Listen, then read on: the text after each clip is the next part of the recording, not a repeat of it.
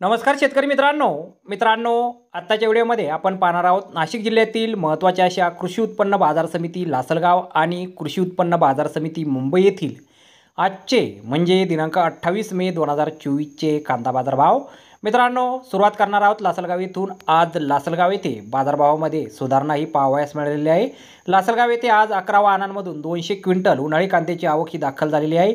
त्यामध्ये उन्हाळी कांद्याला कमीत कमी 700 रुपये, जास्तीत जास्त 2051 रुपये आणि सरासरी 1551 रुपये क्विंटलपर्यंत आज बाजारभाव हा मिळालेला आहे।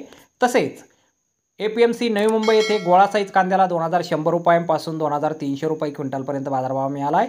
तर एक नंबर क्वालिटीचा कांदा 1800 रुपयांपासून 2000 रुपये क्विंटलपर्यंत विकला आहे। दोन नंबर क्वालिटीच्या कांद्याला 1500 रुपयांपासून 1700 रुपये क्विंटलचा भाव मिळाला आहे। गोल्टा कांदा 1200 रुपयांपासून 1400 रुपये क्विंटलपर्यंत विकला आहे।